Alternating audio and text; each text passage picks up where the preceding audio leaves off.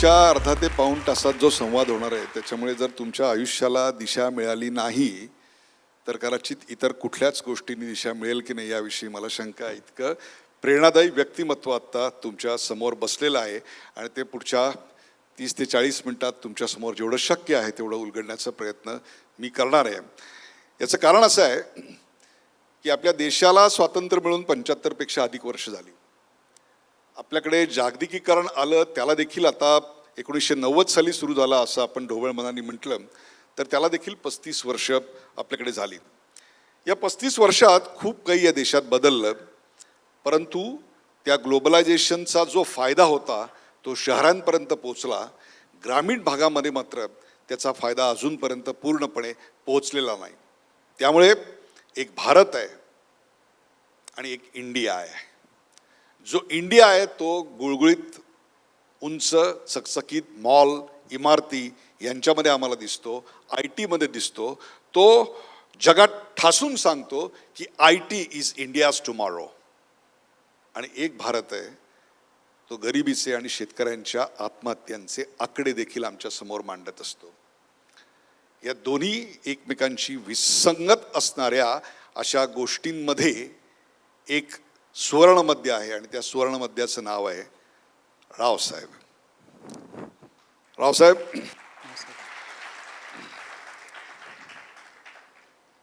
तुमच्या बालपणाविषयी या संभाजीनगर मधल्या मुलांना आणि इथल्या उपस्थित नागरिकांना अशा करता सांगा की अनेक मुलांना असं वाटतं की आपण श्रीमंत घरात जन्माला आलो नाही, आपले आई वडील मोठे इंडस्ट्रियलिस्ट नाहीत किंवा आमदार खासदार नाहीत, त्यामुळे आपल्याला जे मिळायला पाहिजे होतं ते मिळालं नाही. त्यामुळे त्यांच्या मनामध्ये कुठेतरी एक पक्षपातीपणाची, एकाकीपणाची, निराशेची भावना आहे आणि काही तर वैफल्यग्रस्ततेच्या पातळीवर पोचलेले आहेत. कसं होतं तुमचं बालपण आणि कुठे गेलं? मी पारेगाव खुर्द असं एक छोटंसं खेडेगाव आहे संगमनेर तालुक्यामध्ये, अहमदनगर जिल्ह्यामध्ये. तर साधारणतः 1200 लोकसंख्या आहे त्या गावची आणि तिथेच माझा जन्म झाला. गाव एवढं छोटं आहे की तिथे सकाळी एक बस येते आणि संध्याकाळी एक बस येते. तर या गावामध्ये म्हणजे एवढी बिकट परिस्थिती होती त्यावेळेला माझ्या लहानपणी की आमच्या गावात कोणाच्याच घरी TV नव्हता. आणि 4थीपर्यंत मी मराठी शाळेमधून म्हणजे जिल्हा परिषद शाळेतून शिकलो. त्याच्यानंतर 10वीपर्यंत गावापासून बाहेर जवळजवळ 3-4 किलोमीटर एक दुसरी शाळा, मराठी शाळा होती, त्यातून मी शिकलो.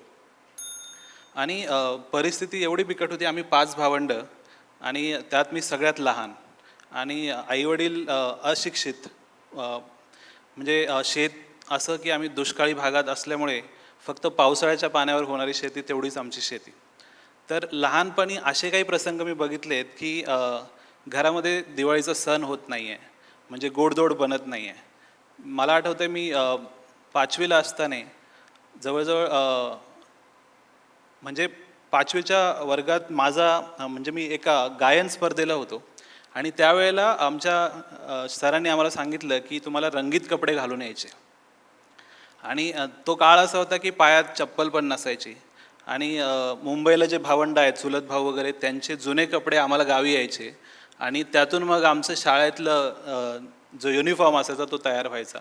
तर रंगीत कपडे आणायचे कुठून?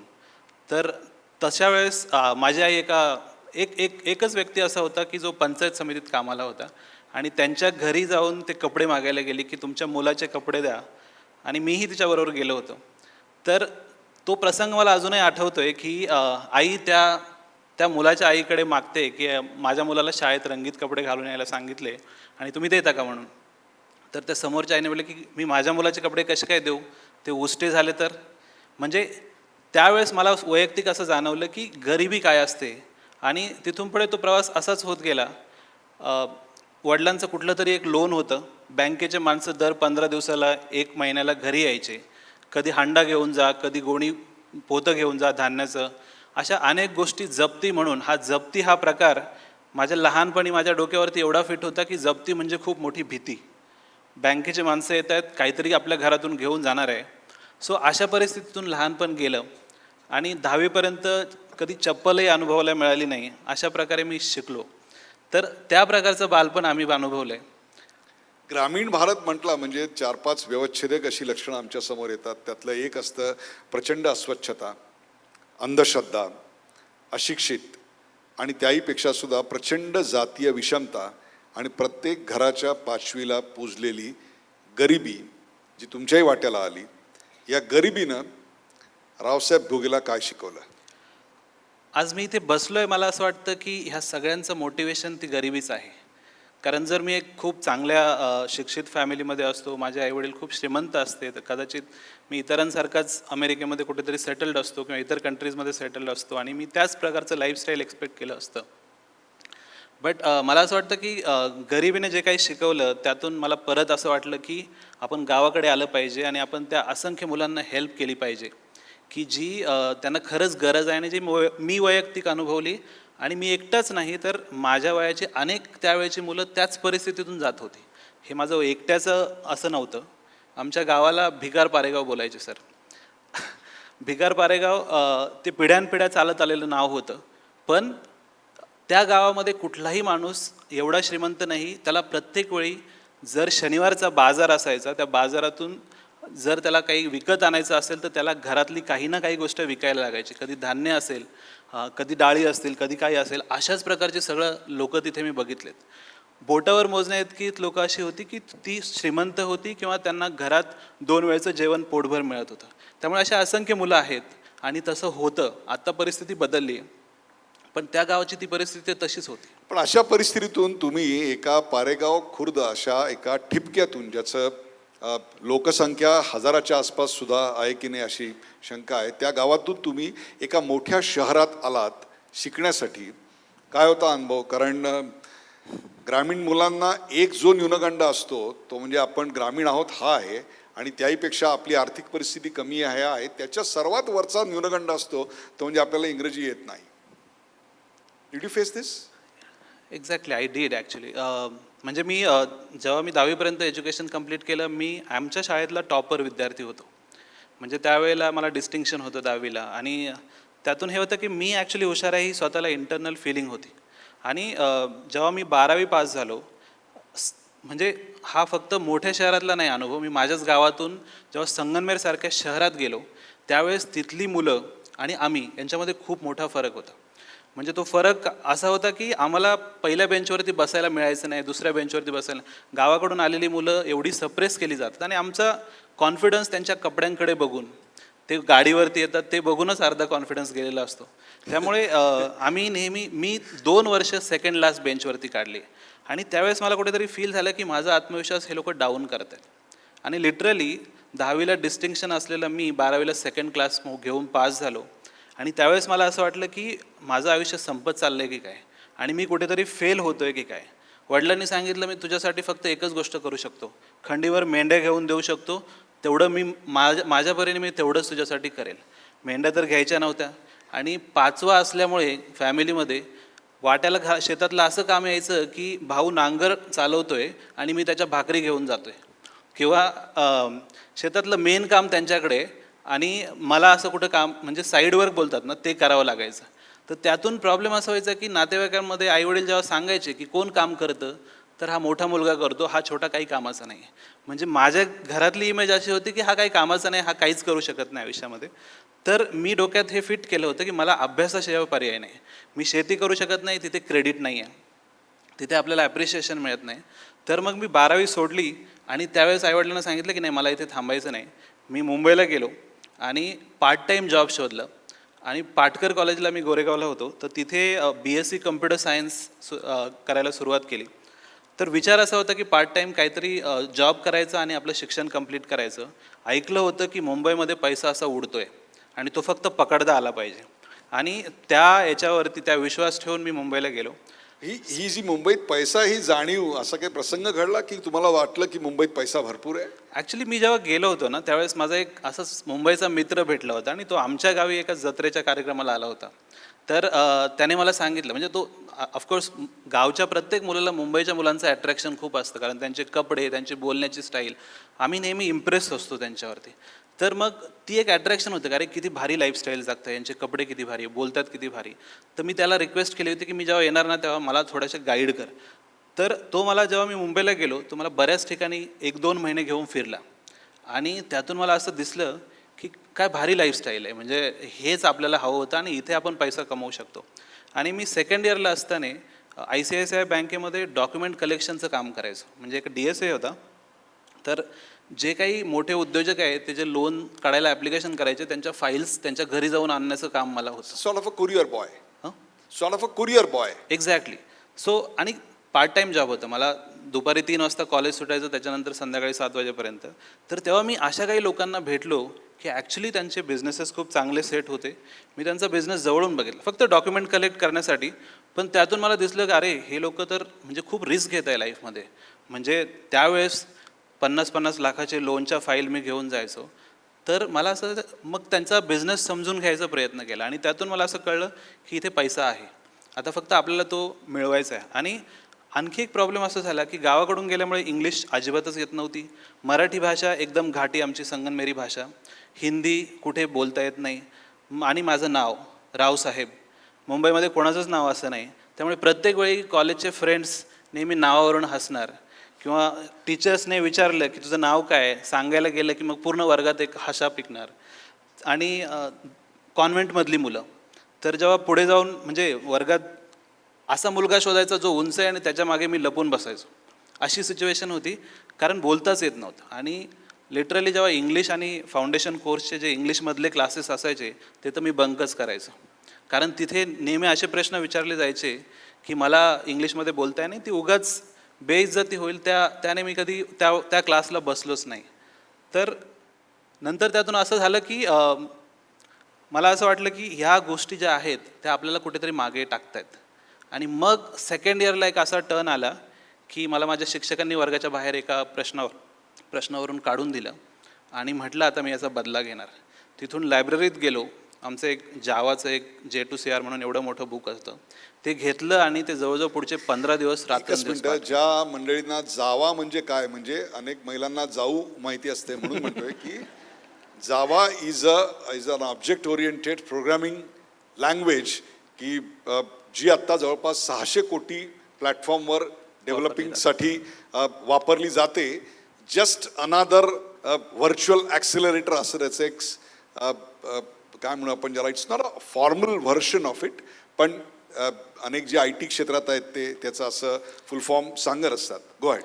तर म्हणजे ती एक बदलायची भावना होती की त्या शिक्षकांनी आपला अपमान केला आहे आणि सुरुवातच होती वर्षाची. आणि त्यांनी सांगितलं की म्हणजे मी ज्या बेंचवरती बसलो होतो तिथे एक मुलगी माझ्या बाजूला बसली होती आणि ते मला म्हटले की मुलींच्या बाजूला बसून कोणी इतिहास घडवला आहे, तू काहीच करू शकत नाही आयुष्यात, तू जा बाहेर इथून. आणि मी गेलो लायब्ररीत बसलो. पुढचे 15 दिवस ते पुस्तक, एवढं जाड पुस्तक होतं, ते लिटरली मी पाठ केलं. आणि त्या शिक्षकांना मी म्हटलं सर एक दिवस मी तुम्हाला जावा शिकवेल. आणि तिथून पुढे सुरुवात झाली डॉमिनन्सची. गावातला मुलगा जरी असेल म्हटलं ठीक आहे भाषा येत नाही काही प्रॉब्लेम नाही, पण आपण आपल्या टेक्निकल नॉलेजमधून ह्या लोकांना दाखवून देऊ की आपण काय आहे. आणि लिटरली थर्ड इयरला मी माझ्याच वर्गातल्या सगळ्या मुलांना तो सब्जेक्ट स्वतः शिकवला आणि तिथून पुढे ती सुरुवात झाली. मी एवढ्या डिटेलमध्ये हे अशा करता विचारतोय, नुकतंच ऑलिम्पिक संपन्न झालं, आपल्याला जे काही बरं वाईट यश मिळालं ते, पण या ऑलिम्पिक बघताना मी काय शिकलो असेल तर प्रत्येक देशातला खेळाडू ऑलिम्पिकमध्ये गोल्ड मेडल मिळवण्यासाठीच प्रयत्न करत होता. कोणत्याही खेळाडूला जर आधी किंवा इव्हेंट चालू असताना विचारलं असतं की वाय आर यू हिअर, तर कुणी म्हटलं नसतं मी 7वा खेळाडू बनण्याकरता इथे आलेलो आहे.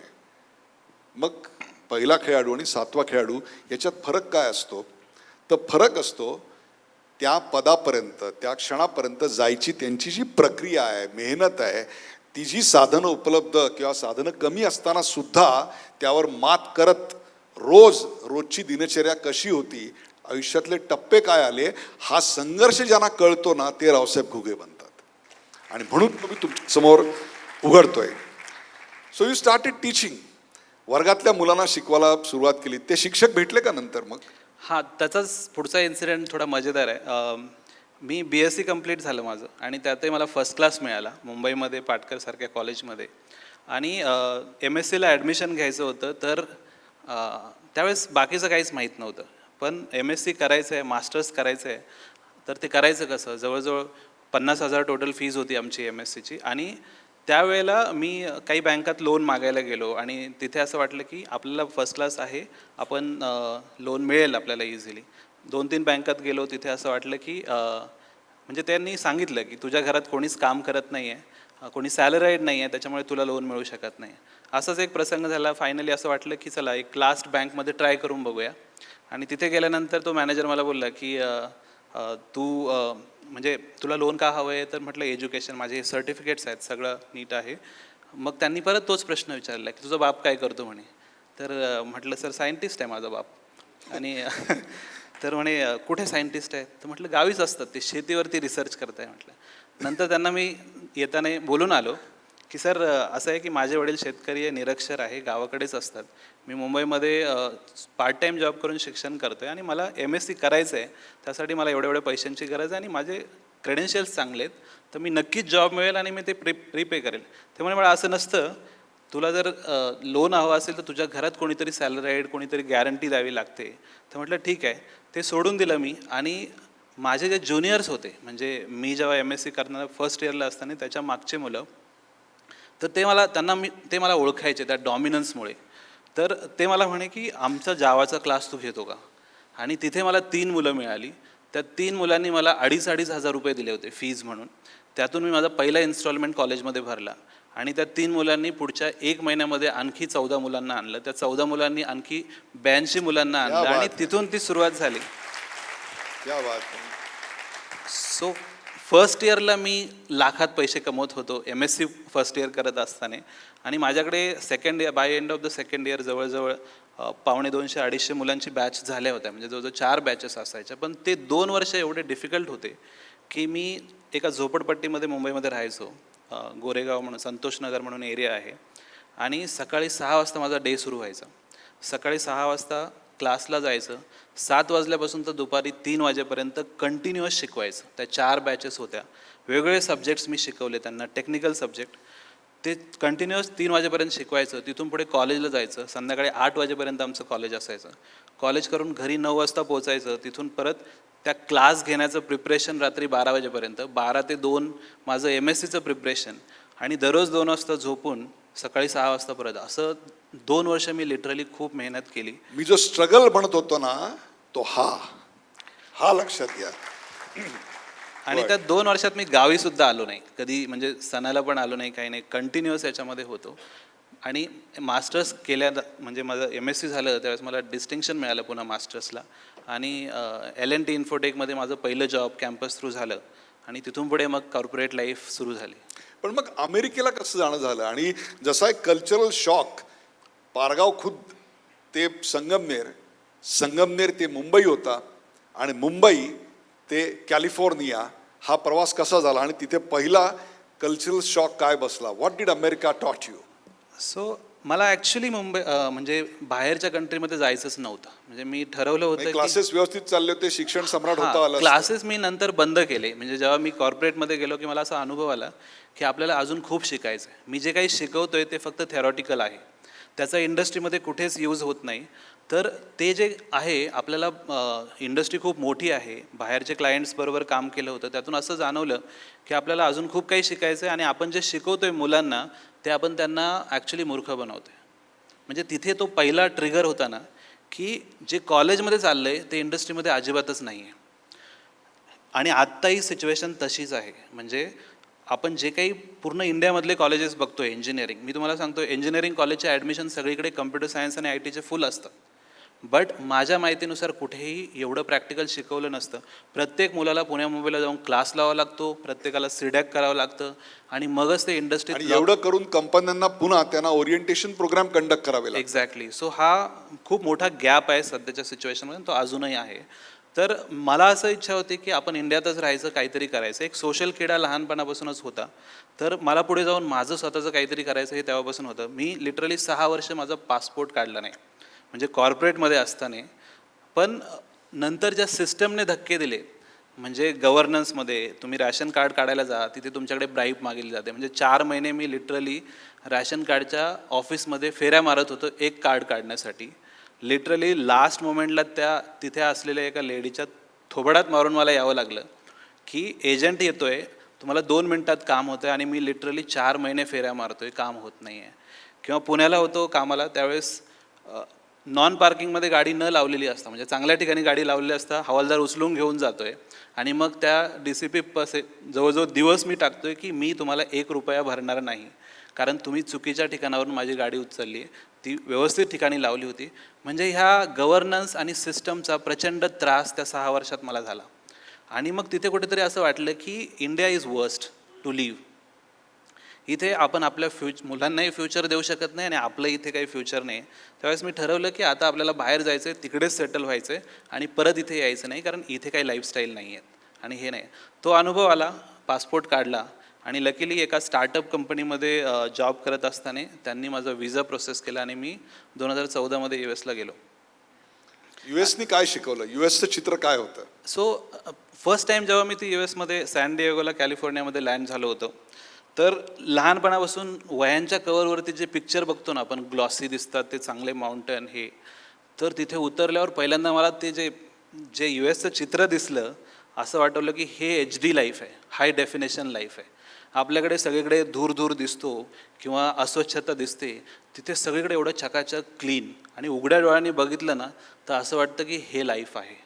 आणि खूप इम्प्रेस झालो आणि तेव्हा असं वाटलं की इंडियातल्या प्रत्येक माणसाला ॲक्च्युली 1 महिन्यासाठी US जबरदस्ती पाठवलं पाहिजे, तेव्हा त्यांना कळेल की ॲक्च्युली जगायचं कसं आणि आपल्या अर्थची काळजी कशी घ्यायची. तिथे एक गोष्ट आहे की म्हणजे मी ठरवलं होतं की मला इथे माझं काहीतरी करायचं आहे, नुसतं तिथे जाऊन जॉब करायचं नाही. तर मी माझ्या पहिल्या कंपनीबरोबर 3 महिने काम केलं आणि त्यांना सांगितलं की मी स्वतः माझे प्रोजेक्ट शोधेल, मला तुम्ही फ्री करा तुमच्या कंपनीपासून आणि तुम्हाला माझ्या विजाची फीज मी देईन. Big risk. It was big risk because I thought I am coming from zero. म्हणजे एका शून्यातून आलो आहे, काहीही गमावलं तरी काहीच गम नाही आहे.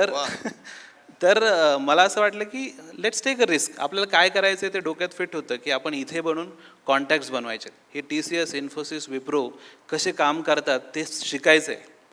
आणि त्यावेळेस आय वॉज लाईक हॅव्हिंग 8 वर्षाचा एक्सपिरियन्स असेल मला त्यावेळेला. तर मी ठरवलं होतं की आपण चांगल्या ठिकाणी आलो आहे, लेट्स क्रिएट मोर कॉन्टॅक्ट्स, आणखी लोकांना भेटूया. मी काय केलं, सॅन डिएगो नंतर लॉस एंजलिसला गेलो, लॉस एंजलिसनंतर सॅन फ्रान्सिस्कोला गेलो, स्वतःचे प्रोजेक्ट स्वतः शोधले आणि कंपन्या स्विच करत राहिलो. त्यातून 2 गोष्टी झाल्या, माझा पॅकेज वाढला, म्हणजे चांगले पैसे मिळायला लागले US आणि एवढ्या लोकांच्या ओळखी झाल्या. आणि ज्या एरियात मी होतो, म्हणजे कॅलिफोर्निया तुम्हाला माहिती आहे, सिलिकॉन व्हॅली बऱ्याच लोकांनी ऐकलं असेल, सॅन फ्रान्सिस्को किंवा LA, तर ह्या ठिकाणी खूप सारे स्टार्टअपचे इव्हेंट होत असतात, खूप सारे मीटअप्स होत असतात. तर विकेंडला माझे मित्र पबमध्ये जायचे, बारमध्ये जायचे, कुठेतरी फिरायला जायचे आणि मी माझ्या गाडीचा टँक फुल करून कुठल्या तरी मीटअप्सला जायचो, कुठल्या तरी बिझनेस इव्हेंटला जायचो. सो मी ते लाईफ जे इथून गेलेले प्रत्येक मुलगा तेच ठरतो, मला लाईफ एन्जॉय करायची. US म्हणजे एकदम फ्रीडम आहे. मी ते सगळं सोडून दिलं होतं. मी असा विचार केला होता की इथे आपण जास्तीत जास्त कॉन्टॅक्ट कसं वाढवू शकतो. आणि मग तिथे बऱ्याच स्टार्टअप इव्हेंटला गेलो, प्रत्येक सिटीमध्ये राहिलो. तिथल्या अनेक अमेरिकन लोकांना, माझे इंडियन कोणीच फ्रेंड नव्हते, जे कोणी कॉन्टॅक्ट्स मी बनवले ते सगळे बाहेरचे बनवले. आणि त्यातून मग असं शिकायला मिळालं की ह्या ज्या TCS, इन्फोसिस किंवा ह्या सगळ्या मोठ्या कंपन्या आहेत त्या ॲक्च्युली ब्रोकर आहेत. त्या प्रोजेक्ट आणण्यासाठी म्हणजे त्यांचे काही मार्केटिंगचे लोक आहेत आणि ते लोक प्रोजेक्ट्स आणतात आणि जे रेट्स दिले जातात ते ॲक्च्युली खूप जास्त आहे कम्पॅरेटिव्हली. म्हणजे तुम्ही जर एक फ्रेशर घेताय, त्याला जर प्रोजेक्टवरती काम करायला टाकतायत, त्याचे $25 पर आवर तुम्ही बिल करताय. लिटरली त्याचे $10 कमवण्याची पण हे नाही आहे. म्हणजे हा मला खूप मोठा स्कॅम वाटला म्हणजे ह्या इंडस्ट्रीमधला. आणि लिटरली तिथले अमेरिकन्स US म्हणजे इंडियन लोकांना इंटरनली हेट करतात. म्हणजे तो कितीही चांगला असू द्या, पण ते लोक तुम्हाला इंटरनली हेट करतील, कारण त्यांना असं वाटतंय की इंडियन्स त्यांचे जॉब घेत आहेत. एक अमेरिकेमध्ये कॅम्पेन चालली होती, हू बँगलोर्ड माय जॉब. तर बँगलोर ह्याचं कारण असं होतं की सगळे जॉब बँगलोरला एक्सप्लोर झाले होते. एक्झॅक्टली. तर मला असं वाटलं की हा गॅप आपण भरून काढू शकतो. म्हणजे हे $25 पर आवर 1 वर्ष 2 वर्षाच्या एक्सपिरियन्स डेव्हलपरला हे लोक का चार्ज करतायत. आणि मी त्यावेळेचा म्हणजे आमच्या प्रोजेक्ट्समध्ये मी एक यंगेस्ट आर्किटेक्ट होतो तिथे. आणि माझ्याबरोबर TCS कॅपजेमिनीमधले जवळजवळ 50च्या वरती वय असलेले लोक बसायचे आणि मी TC मधला. तर आणि मी जे सोल्युशन्स द्यायचो त्यावेळेस क्लायंट हे व्हायचे, म्हणजे इम्प्रेस व्हायचे. आणि तिथून मला असं वाटलं आणि आय स्टार्टेड कम्युनिकेटिंग ओपनली. म्हणजे त्यांना मी ओपनली सांगायला गेलो की हे जे काम आहे हे लोक तुम्हाला सांगतायत की याला 4 दिवस लागतील, ॲक्च्युली याला अर्धा तास लागणार आहे. आणि लिटरली तसं होतं आहे. म्हणजे ज्या कामाला 1 दिवस लागू शकतो त्याला हे लोक 10 दिवस सांगतात. सॉरी, म्हणजे मी ओपनली बोलतो याच्यामध्ये, but this is a reality of industry. So मला असं वाटलं की आपण ह्या लोकांना खूप चांगले सोल्युशन्स देऊ शकतो, कमी रेटमध्ये देऊ शकतो आणि रिलायबल. पण याकरता माणसं कुठून येणार आणि हा सेटअप कुठे टाकायचा? हां, सो ते डोक्यात नेहमीच होतं. आणि US मध्ये काम करायचं नाही. सो 2016ला मी अशाच एका स्टार्टअप इव्हेंटमध्ये होतो आणि तिथे मला इराणचा एक म्हणजे एक माणूस भेटला आणि एक अमेरिकन होते. ते दोघेजणं माझ्याकडे आले आणि देवर नॉन टेकीस, म्हणजे नॉन IT मधले होते.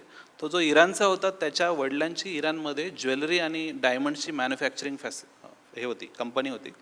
आणि अमेरिकन होता तो एक मार्केटिंगचा पर्सन होता. तर त्या दोघांनी म्हटलं की आम्हाला एक प्रोडक्ट बनवायचं आहे अँड कॅन यू जॉईन अस. तर म्हटलं ठीक आहे, गुड ऑफर. आणि त्याच वेळेला मी फेसबुकला इंटरव्ह्यू देत होतो आणि मी जवळजवळ 4th राऊंडपर्यंत पोहोचलो होतो फेसबुकमध्ये. म्हणजे लास्ट राऊंड माझा बाकी होता की इन हाऊस तिथे फेसबुकच्या ऑफिसला जायचं आहे आणि तिथे जॉब निवडायचा आहे. सो माझ्याकडे 2 ऑप्शन होते. ह्या लोकांनी दिलेली ऑफर की आमचा टेक्निकल को फाउंडर हो आणि CTO म्हणून आमच्याबरोबर जॉब कर, आणि इकडे एवढं चांगलं जवळजवळ $3.5-4 लाख पॅकेज असलेलं फेसबुकचं जॉब. सो दोन्ही ऑप्शनमधून मी ठरवलं की मी जॉब करायला इथे आलो नाही आहे, let's take a experience of startup. आणि मी ह्या दोघांना जॉईन केलं आणि 2017ला आम्ही कॅलिफोर्नियात लॉस एंजलिसमध्ये आमचं एकदम centre of south of Los Angeles तिथे आम्ही ऑफिस सुरू केलं. आणि तिथून पुढे मग प्रवास सुरू झाला. आणि डोक्यात नेहमी होतं की इंडियात परत जायचं आहे आणि तिथे काहीतरी करायचं. तर त्या लोकांना मी प्रपोज केलं की आपण इथे एकही डेव्हलपर घ्यायचा नाही, मी माझ्या गावाकडले काही मुलांना ट्रेन करतो आणि त्यांना आपल्या कंपनीत मुंबई पुण्याला कुठेतरी ऑफिस घेऊन बसवूया आणि तिथून सुरुवात करू. आणि लिटरली मी तेच केलं की संगमनेर, अकोले त्या भागातले काही मुलांना नेलं. प्रेक्षको, आत्तापर्यंत आपण पारेगाव खुर्द, किंवा ज्याचं वर्णन त्यांनी काय भिकार पारेगाव खुर्द असं केलेलं आहे, त्या गावातला एक मुलगा ज्याला इंग्रजी बोलता येत नव्हतं म्हणून तो वर्गातल्या धिप्पाड मुलाच्या मागे स्वतःचं तोंड लपवायचा, तो आता थेट अमेरिकेला जाऊन पोचला आणि सिलिकॉन व्हॅलीत डील करायला लागला. आता परतीचा जर्नी इंटरव्हल नंतर कसं झालं ते ऐका. सो ॲक्च्युली LAमध्ये अशा ठिकाणी आम्ही होतो की म्हणजे त्या लोकांनी मला बऱ्याच काही चांगल्या गोष्टी शिकवल्या की बिझनेस कसा करायचा, चिकाटी कशी ठेवायची. आम्ही एक क्लायंटपासून सुरू केलेलं म्हणजे पूर्ण जगातली ज्वेलरी तुम्हाला तिथे आणायची आहे.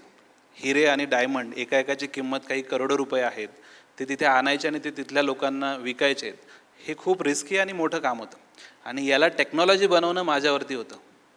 तर तरी पण मी रिस्क घेतली आणि त्यांना कसं तरी कन्व्हिन्स केलं की आपण डेव्हलपमेंट टीम ही इंडियामध्ये सुरू करूया, कॉस्ट कमी होईल, तिथल्या मुलांना अपॉर्च्युनिटी मिळेल. आणि दे ॲग्रीड.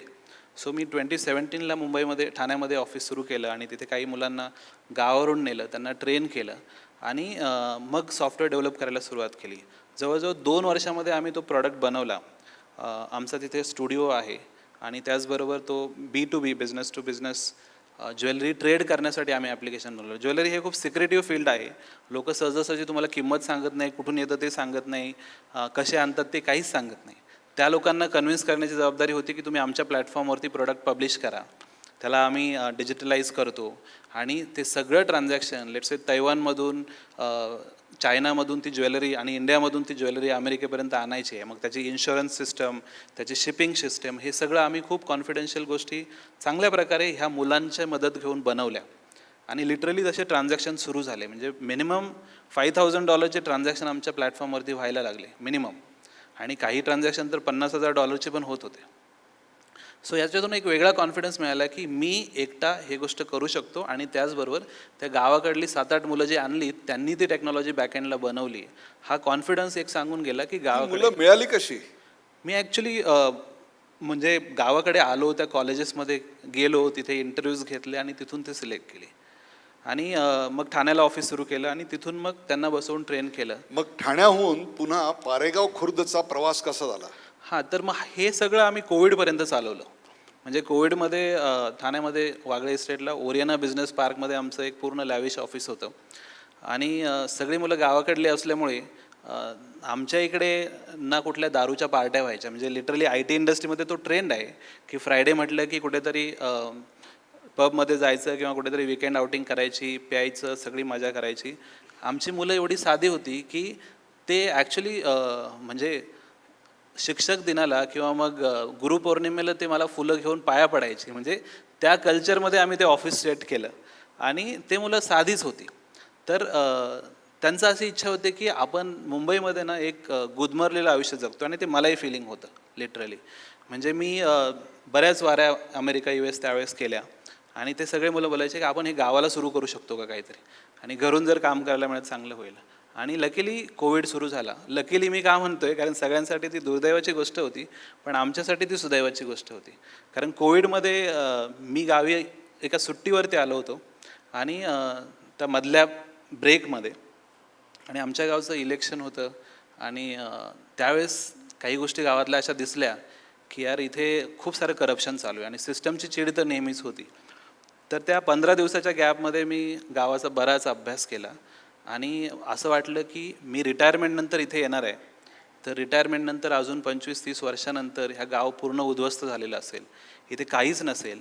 चला एक रिस्क घेऊन बघूया क्या बात आहे. की आपण ह्या गावाला आत्ताच असं बनवूया की आपल्याला इथे राहायला मजा आली पाहिजे. वा, म्हणजे पारेगाव खुर्दचं कॅलिफोर्निया बनवायचा निर्णय तुम्ही घेतला. एक्झॅक्टली. म्हणजे ते वाळवंटातलं गाव, कारण दोन्हीकडे कोरडवाहू शेतीच आहे एक प्रकारे. आहेच. कॅलिफोर्निया सुद्धा कोरडवाहूच आहे. पूर्णपणे वाळवंट आहे आणि पारेगावही तसंच आहे. तुम्ही जर उन्हाळ्यात आलात तुम्हाला ते उभं राहावं असं वाटणार नाही. म्हणजे इथून मागची सिच्युएशन अशी होती. असं हे ठरवणं फार सोपं असतं, परंतु खेडेगावामध्ये इलेक्ट्रिसिटी, इंटरनेट, ट्रेंड मॅनपॉवर, त्यांचा ॲटिट्यूड आणि ग्रामीण दहशतवाद, जातीयवाद हे सगळं असतं. या सगळ्या अडचणी आल्या असतील, त्यावर कसा मात केला? हां, तर जेव्हा कंपनी सुरू केली ना, मला असं वाटलं होतं की चला मी US मधून आलो आहे, आमच्या गावच्या सरपंचांना वगैरे गोळा करून आम्ही चांगले प्लॅन सांगितले होते की आपण असं करणार आहे, तसं करणार आहे. आणि मला असं कधीच वाटलं नाही की याला कोणाचा विरोध होईल.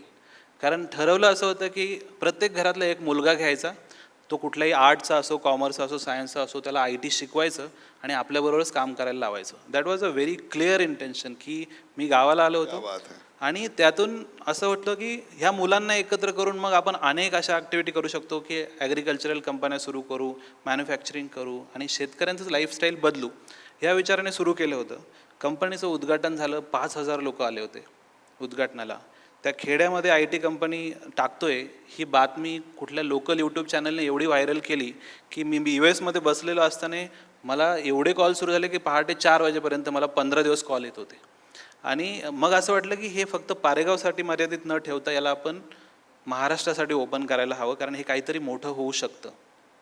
आणि तिथे US मध्ये बसून मी असं ठरवलं की हा प्लॅन चेंज करूया. म्हणजे अगोदर मी ठरवलं होतं की गावातले 280 कुटुंब आहे आमच्या गावात, ह्या प्रत्येक घरातला एक मुलगा घ्यायचा आणि त्यांना ट्रेन करायचं आणि त्यांच्या थ्रू IT कंपनी रन करायची. तो विचार मी बदलला. 1 फ्लोअरचं ऑफिस आम्ही 7 फ्लोअरच्या प्लॅनमध्ये चेंज क्या केलं बात है, क्या आणि तिथे मग ठरवलं की आपण आता याला महाराष्ट्राला ओपन करूया. अँड देन तिथे बसूनच बऱ्याचशा Naukri.com सगळ्या प्लॅटफॉर्मवरती ॲड्स टाकले की आम्हाला IT इंजिनियर पाहिजे, 3 वर्ष एक्सपिरियन्स, 4 वर्ष एक्सपिरियन्स. पण तो काळ असा होता ना की त्यावेळेस मार्केटमध्ये खूप हे होतं, म्हणजे टॅलेंटची कमी होती आणि कंपन्या कितीही पगार द्यायला तयार होत्या कोविडमध्ये. आम्हालाही कोणी भेटलं नाही. लिटरली 4-5 ॲप्लिकेशन आले, त्यांनाही असं वाटायचं की हे काहीतरी स्कॅम करत आहेत. त्या गावामध्ये जिथे बाभळीचं झाड पण हिरवं नाही आहे, त्या गावात अशी कुठली कंपनी असू शकते. सो बऱ्याच लोकांनी असं, आमच्या जी कॉलिंग टीम होती त्यांना म्हटलं नाही तुम्ही काहीतरी स्कॅम करणार आहे असं तसं. ते वातावरणच असं तयार झालं की कोणीच विश्वास ठेवेना. मग मी रिटर्न आल्यानंतर मला असं वाटलं की याला आपण आहे ना ट्रेन आणि डिप्लॉय अशा मॉडेलमध्ये कन्वर्ट करू. आणि मग तिथून ठरवलं की इथे आपण पॅरलली अकॅडमिक सुरू करूया. म्हणजे 12वी नंतर मुलांना घ्यायचं, त्यांना इमर्जिव्ह ट्रेनिंग द्यायचं 12-12 तास आणि त्यांना रेडी करायचं आणि मग तेच लोक आपले एम्प्लॉई असतील. चॅलेंज असं होतं की मग युनिव्हर्सिटी कुठली आणणार, त्यांना फुल टाईम डिग्री कुठून द्यायची. मग शोधाशोध सुरू झाली. मैसूर युनिव्हर्सिटीचं आम्ही बघितलं की त्यांचा एक ऑनलाईन प्रोग्राम आहे BCA MCA करण्याचा. डिग्रीच हवी असते, कारण प्रत्येक इंजिनिअरिंग कॉलेज मुलांना फक्त डिग्री देतं, नॉलेज कोणीच देत नाही. तर म्हटलं डिग्री हे एक वैचारिक ऑप्शनल आहे, ती आपण कुठून तरी मिळवून देऊ. आणि आपली एक जी डेव्हलपरची टीम आहे, मॉडेल असं चेंज करायचं की तुम्ही इंजिनिअरिंग कॉलेजमध्ये कशाला जाताय, त्याच्यापेक्षा कंपनीत येऊन बसा आणि इंजिनियर व्हा. अशाच ॲडव्हर्टाईजमेंट आम्ही फ्लॅग केल्या आणि हा इंडियातला सगळ्यात मोठा गॅप आहे. एज्युकेशन सिस्टमचा बाजार आहे सगळीकडे. प्रत्येक इंजिनिअरिंग कॉलेजेसमध्ये जवळजवळ 50% स्टाफ असा आहे की जो एक्झिस्टच नाही आहे. ऑन पेपर फक्त स्कॉलरशिप मिळवण्यासाठी किंवा त्या जागा भरण्यासाठी दाखवलेलं आहे. ही रिॲलिटी आहे. आणि शिकवण्यासाठी जे लोक आहेत त्यांना 10-12 हजार पगार देतात आणि त्या लोकांना अजिबातही इंडस्ट्रीचं नॉलेज नाही आहे. म्हणजे त्यांना एक प्रोजेक्टही त्यांनी त्यांच्या लाईफमध्ये केलेलं नसेल, अशी काहीशी सिच्युएशन मी बऱ्याच कॉलेजमध्ये बघितली. म्हटलं हे बदलण्याची गरज आहे. आणि जर मी हे कॉलेजला जाऊन करायचा प्रयत्न केला, इतर कॉलेजमध्ये जात, तर होणार नाही. कारण त्यांचा माइंडसेट असतो की आम्हाला स्कॉलरशिपचे पैसे येणार आहे, आमचा बिझनेस व्यवस्थित चालतोय, मुलांना काय मिळतंय त्याच्याशी काहीच घेणं देणं नाही. अशा अनेक शिक्षण संस्था हे शिक्षण सम्राट चालवतात आणि त्यांना बदलणं शक्य नाही आहे. आणि हे सगळ्यांनाच माहिती आहे. म्हणजे लोक फक्त तोंड दाबून गप्प आहे, पण रिॲलिटी हीच आहे. तुमच्या गावात तुम्ही काय घडवलं? सो मग मी असं ठरवलं की आपण नाही, याला इंजिनिअरिंग कॉलेज म्हणून किंवा इन्स्टिट्यूट म्हणून मार्केटिंग करायचंच नाही, उलटं मार्केटिंग करूया आपण. की जर तुम्हाला IT डेव्हलपर बनायचं आहे तर तुम्ही कंपनीत या, आमच्याबरोबर बसा, आम्हाला शॅडो करा आणि ते शिका जे तुम्हाला कुठल्याही कॉलेजमध्ये शिकवलं जाणार नाही. आणि ह्या मॉडेलला आम्ही एवढं पॉप्युलराईज केलं त्या 2-3 महिन्यामध्ये की आम्हाला 5,000 लोकांनी एन्क्वायरीजला त्या गावामध्ये आले. बहुत बढिया. त्यातून आम्ही 200 मुलं निवडली. आणि ही खरी ग्लोबलायझेशनचा ग्रामीण मोहर काय म्हणतात तो हा आहे. तर ते 200 मुलं आम्ही ट्रेन करायला सुरुवात केली आणि 4च महिन्यामध्ये माझ्यावरती पहिली केस पडली, क्रिमिनल केस. की मी एका मुलाला धमकी दिली आहे, त्याला मारलं आहे आणि तिथून मग तो राजकीय जो दबाव आहे तो सुरू झाला. आणि मला ॲक्च्युली काही समजत नव्हतं. म्हणजे हे सगळं माझ्यासाठी नवीन होतं. I have never seen that world. की आणि तिथपर्यंत मी कुठल्याही राजकीय माणसाच्या म्हणजे उंबऱ्याची पायरी ओलांडली नव्हती, अशी सिच्युएशन होती. सुदैवाने औरंगाबाद, जालना इकडे ह्या लोकांचा खूप सपोर्ट मिळाला. कुठेतरी ते जातीयवाद तुम्ही जे बोलतात, मी वैयक्तिकरित्या जरी मानत नसलो तरी माझ्या समाजाने त्या बातम्या आमच्याच नेत्यांपर्यंत पोहोचवल्या आणि मला वैयक्तिकरित्या फोन आले की घाबरू नको, आम्ही तुझ्यासोबत आहोत. आणि कुठेतरी तेही जाणवायला लागलं की इंडियामध्ये कास्ट सिस्टम किती महत्त्वाची आहे आणि त्याची किती गरज असते लोकांना. तर महत्त्वाचे याच्यामुळे म्हणेल मी की लोक फक्त आपली जात, आपला माणूस याचाच विचार करतात आणि त्याच्यामागे उभे राहतात, नाही असं नाही. पण ॲक्च्युली हे नसायला पाहिजे. पण त्यावेळेस कुठेतरी तो सपोर्ट झाला आणि म्हणून मी औरंगाबाद आणि ह्या भागात लिटरली मी त्यावेळेस विचारलं की आपल्याला इथे मानणारा क्राऊड खूप जास्त आहे, चला आपलं नेक्स्ट सेंटर इकडे असेल. आणि तेव्हा मला कळलं की म्हणजे ह्या लोकांच्या अगेन्स्ट सिस्टम कशा उभ्या करायच्या. मग अगदी वकिलांच्या टीमपासून तर राजकीय हेल्प आणि तिथून गुंड्यांची टीम, ह्या सगळ्या गोष्टी आम्ही मॅन्युअली मेंटली प्रिपेअर केल्या. आणि लिटरली जेव्हा त्या केसेस झाल्या आणि ते पोलीस वगैरे येणार होते त्यावेळेस जवळजवळ 500 लोकांचे मुलांचे पॅरेंट्स तिथे गेटवरती आले आणि मला सांगितलं तुम्ही तुमचं काम करा, आम्ही बघतो यांना. वाह. आणि तिथून पुढे असं वाटलं की आता आपण घाबरायची गरज नाही आहे, कोणी कितीही आला. मी लिटरली माझ्या काही भाषणांमधून सांगितलं की हे गाव माझं आहे, ही जमीन माझी आहे, पैसा माझा आहे, कंपनी माझी आहे, तुम्ही माझं काहीच वाकडं करू शकत नाही, काय करायचं ते करा. त्या माइंडसेटने मी सगळ्या मुलांना प्रिपेअर केला आणि तिथून पुढे आम्ही फोकस केला लिटरली आमच्या याच्यावरती. बऱ्याच न्यूजपेपरमधून अधिकाऱ्यांकडून आमच्या परमिशन थांबवल्या गेल्या, त्यानंतर आम्हाला बदनाम करण्याचा प्रयत्न केला गेला, सगळ्या गोष्टी झाल्या. आम्ही त्यांना इग्नोर केलं. एक टीम बनवली जी त्यांच्याबरोबर त्या गोष्टी करत राहिली. आणि लोकांनी जो गैरसमज पसरवला होता की हे लोक इन्स्टिट्यूट चालवत आहेत, हे लोक कॉलेज काढायला चालले आहेत आणि ही कसली कंपनी आहे, तिथे आम्ही त्या जे 200 मुलं होते त्यातल्या 100 मुलांना असं तयार केलं की त्यांनी 1 वर्षामध्ये काही ॲप्स जे शेतकऱ्यांना लागतील ते आणि काही असे प्रोडक्ट्स बनवले की त्या गावामधला, त्या तालुक्यामधला, जिल्ह्यामधला प्रत्येक माणूस ते प्रोडक्ट्स वापरेल. आणि तिथून पुढे IT कंपनी आहे हे लोकांना कळायला लागलं. लक्षात ठेवा प्रेक्षको, चंगळवादी समाजासाठी लागणारी ॲप बनवली तर त्याच्यातनं पैसे भरपूर मिळतात. समाजोपयोगी गोष्टींसाठी ॲप मिळवली तर त्यातनं पैसे कमी मिळतात, परंतु समाजाचं भलं होतं म्हणून शेतकऱ्यांसाठी ॲप निर्माण केली. पुढं काय झालं? तर मागचं म्हणजे मी प्लॅन डोक्यात फिट होता की पहिल्या वर्षी प्रोफेशनलिझम आणि टॅलेंट तयार करायचा, दुसऱ्या वर्षी तिथे लोकांना लागणाऱ्या गोष्टींमध्ये इम्पॅक्ट करायचा. सो सेकंड इयरला आम्ही आमचं एक बाप एक्सपिरियन्स सेंटर म्हणून ॲग्रिकल्चरल युनिट सुरू केलं. बाप ॲप नावाचं ॲप लॉन्च केलं. शेतकरी मोबाईलमधून ऑर्डर द्यायला लागले. त्यांची डिलिव्हरी टीम बनवली. जशी शहरामध्ये स्विगी झोमॅटो आपल्याला घरी गोष्टी आणून देते, तसं आता तिथून पारेगावमधून आमच्या गोडाऊनमधून डिलिव्हरी वैजापूरपर्यंत यायला लागल्या. वा, सो ह्या सगळ्या गोष्टी एक लोकल लॉजिस्टिक चेन तयार केली आणि ते सेकंड इयर पूर्ण त्यामध्ये आम्ही टाकलं की शेतकऱ्यांना नॉन प्रॉफिटच्या माध्यमातून आपण कशा सगळ्या गोष्टी देऊ शकतो. मग तिथली दलाली बंद हे सगळे प्रकार आम्ही सुरू केले की मॅन्युफॅक्चरिंग कंपन्यांशी डायरेक्ट टायअप करून लोकांना त्या गोष्टी पोचवणं. कॅटल फीडसारख्या गोष्टी आम्ही स्वतः मॅन्युफॅक्चरर करून लोकांना पोचवायला लागलो. आणि याच्यामध्ये कुठेही प्रॉफिट करण्यासाठी बिझनेस करायचा असं अजिबात नव्हतं. आणि हे करण्यासाठी होतं कोण, तर ते सगळी जी शेतकऱ्यांची मुलं आहेत हे आमचे प्रत्येक डिपार्टमेंट सांभाळत होते. म्हणजे प्रत्येक शेतकऱ्याच्या मुलांनी शहरात जाऊन एक हलाखीचं जीवन जगण्यापेक्षा त्यांनी आपल्या आईवडिलांबरोबर राहावं, त्यांची काळजी घ्यावी, सकाळी उठावं, गाईचं दूध काढावं, दुपारी सॉफ्टवेअरचं ॲप डेव्हलप करावं आणि संध्याकाळी जाऊन म्हशीचं दूध काढून तोही धंदा करावा. तेच प्रिन्सिपल आहे आमच्या मॉडेलचं. आणि मी आता थर्ड इयरच्या प्लॅनमध्ये आम्ही कंपन्यांना मार्केटिंग करायला सुरुवात केली की बाप कंपनी काय आहे and what model we are proposing. की 2007 ते 2010ला रिसेशन आलं होतं. त्यावेळेस इंडियातल्या IT कंपन्यांनी US आणि युरोपियन मार्केटला सांगितलं की आम्ही ऑफशोरिंग मॉडेल आणतोय.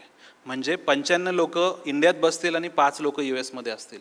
आता आम्ही एक नवीन मॉडेल आणले की तुम्ही पुण्यात, मुंबईत, बँगलोर, हैदराबादमध्ये सॉफ्टवेअर न बनवता तुम्ही ते एका खेड्यामधून बनवा आणि असे अनेक खेड्यांमध्ये आम्ही ऑफिसेस उभे करू. तुम्ही जी प्राइसिंग तिथे देताय त्याच्या अर्ध्या प्राईजमध्ये तुम्ही सॉफ्टवेअर्स बनवू शकता. आणि जो मेन प्रॉब्लेम आहे की तुम्हाला टॅलेंट टिकत नाही, लोक एक वर्षामध्ये कंपन्या सोडून जातात, तर त्याच्याऐवजी हा जो टॅलेंट आहे आईवडिलांसोबत राहिल्यामुळे खुश आहे आणि तो 3-3, 4-4 वर्ष, 5-5 वर्ष आमच्यासोबत असेल. ती रिलायबिलिटी क्लायंटला आम्ही एक्सप्लेन केली आणि त्यातूनच काही $1 मिलियन कॉन्ट्रॅक्ट आम्ही गेल्या 3 महिन्यामध्ये साईन केलेत आणि ज्याचं काम पारेगावमधून चालू आहे. हे इतकं महत्त्वाचं आहे. सोलापूरमध्ये एवढी उत्तम इंजिनिअरिंग कॉलेजेस आहेत, परंतु IT इंडस्ट्री काही वाढली नाही.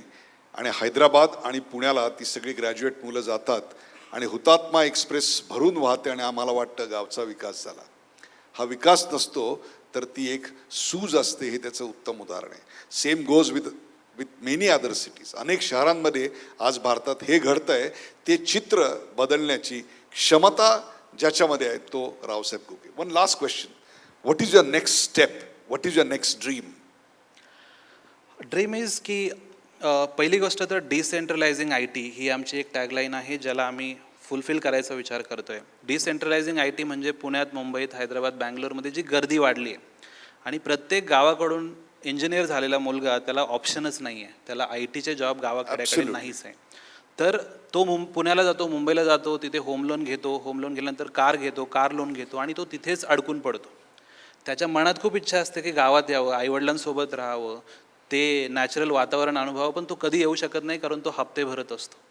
आणि ती गर्दीमुळे मग तिथे करोडोचे घरांच्या किमती, ते ट्रॅफिक, लिटरली 50% जनता त्रासलेली ह्या सगळ्या गोष्टींना. त्यांना एक ऑप्शन म्हणून हे जे डिसेंट्रलायझेशन मॉडेल आहे ते आम्ही करतो. आणि पॉझिटिव्ह गोष्ट अशी आहे की आमच्या पारेगावमध्ये कमीत कमी 10 कंपन्यांचे पुण्यातले CEO येऊन त्या कंपनीला भेट देऊन गेले असेल आणि 3-4 कंपन्यांनी ह्याच वर्षी कमिटमेंट दिलं आहे की आम्ही इथेच ऑफिसेस सुरू करतो. सो ही जे रिव्होल्युशन आहे, मी तुम्हाला सांगतो, हे एवढं इम्पॉर्टंट आहे की याने ट्रूली डिसेंट्रलाइज होईल आणि पुण्या मुंबईतला तो ओघ थांबेल. माझं विजन असं आहे की असे महाराष्ट्रातल्या प्रत्येक जिल्ह्यामध्ये पुढच्या 5-10 वर्षामध्ये एक तरी IT ऑफिस असावं आणि हा गावाकडला जो लोंढा आहे तो पुण्या मुंबईत जाणं थांबवावं आणि त्यांना इथेच जॉब मिळावं. पारेगावमध्ये पुढच्या 5 वर्षात 5,000 एम्प्लॉई काम करतील याची गॅरंटी आहे मला. वा. प्रेक्षको, या मुलाखतीच्या सुरुवातीला मी तुम्हाला सांगितलं होतं की ग्लोबलायझेशन याचे फायदे फक्त शहरापर्यंत पोचले आणि ग्रामीण भारतापर्यंत ते पोचले नाहीत. ते पोचवण्यासाठी म्हणून महात्मा गांधींचा एक मंत्र आपल्याला आठवावा लागतो आणि तो मोहनदास करमचंद गांधींचा मंत्र असतो, खेड्यांकडे चला. या आधुनिक मोहनदासानं ते करून दाखवलं. प्रत्यक्षात खेड्यात जॉब निर्माण केले. आज रावसाहेब जेव्हा हे सांगत होता त्यावेळेला मला तो स्वदेश पिक्चर आठवत होता आणि त्यातलं ते गाणं आठवत होतं, ये जो देश है तेरा स्वदेश है तेरा तुझे है पुकारा, त्या पुकारण्याला फक्त 1% लोक उत्तर देतात. बाकीचे तिकडे घर घेण्याचे हप्ते भरत राहतात, टेस्ला गाडी घेण्याचे हप्ते भरत राहतात. हा परत आला, याला इथे टेस्ला बनवायचे. दिस इज द डिफरन्स. यांनी नुसते समस्या पाहिली नाही, तर त्या समस्येच्या उत्तराचा भाग होणं मान्य केलं. याचं कारण व्हॉट अट्रॅक्टेड हिम, मिट्टी की जो है खुशबू, मिट्टी की जो है खुशबू तू कैसे भुलाएगा. ओढत काय होती तर इतका सगळा प्रवास केल्यानंतर ती पारेगाव खुर्दची जमीन आणि त्यातली खुशबू, तू चाहे कहीं जाए ये लौट के वापिस आएगा.